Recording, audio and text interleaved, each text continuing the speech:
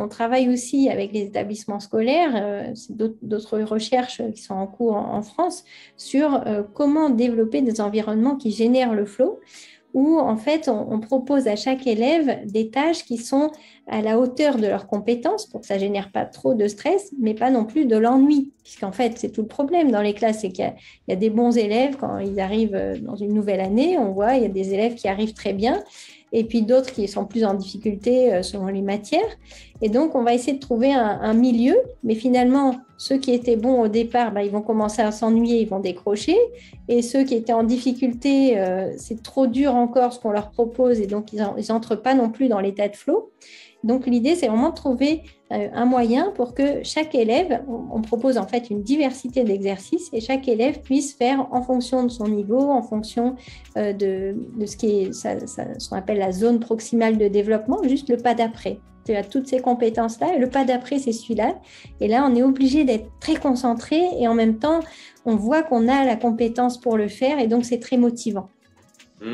D'accord. Ça fait partie justement, en termes de motivation, il y a plusieurs types de motivation.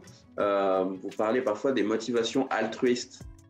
C'est quoi ça, les motivations? Oui, alors, la motivation altruiste, c'est-à-dire la motivation qu'on a à favoriser le bien-être d'autrui. Donc ça, c'est vraiment l'énergie, l'intention, les actions qu'on va mettre en œuvre qui vont être bénéfiques aux autres et qui rejoignent finalement cette prise en compte des besoins psychologiques fondamentaux d'autrui. Comment, même dans les métiers de l'accompagnement, c'est important de se dire, mais finalement, dans l'aide que je vais apporter, en quoi je respecte le besoin d'autonomie et de compétence de l'autre, parce que moi, j'ai été pendant 10 ans formatrice de travailleurs sociaux, et ils étaient surpris du fait que quand on va aider les gens, parfois, en fait, ils ne sont pas contents. Ils ne sont pas contents qu'on vienne les aider, il y a de la résistance, voire des relations compliquées, alors que nous, on veut juste les aider. Mais en fait, cette position de « je viens t'aider, donc moi, j'ai la compétence alors que tu ne l'as pas », ça nuit à ces besoins psychologiques fondamentaux.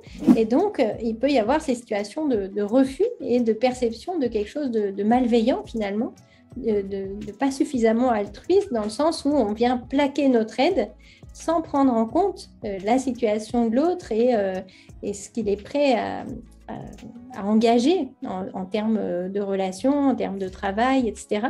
Donc, c'est vraiment... les motivations altruistes, elles doivent aussi prendre en compte cette dimension de comment permettre le pouvoir d'agir de l'autre dans cette relation d'aide. Ça me fait aussi penser au triangle de Cartman avec le sauveur qui vient, c'est ça, l'autre en victime aussi. Tout à fait. Et aussi, on peut aussi faire le parallèle dans la relation éducative où si on ne laisse pas suffisamment de part à l'autonomie, on est dans ce rapport descendant, on donne des savoirs, on dispense des savoirs en tant qu'expert et on s'attend à ce que voilà, le vase se remplisse petit à petit chez l'enfant. Et en fait, si on n'a pas respecté ce pouvoir d'agir, eh bien, il ne va pas s'engager. Il n'y a pas assez de motivation pour pouvoir s'engager dans ces apprentissages.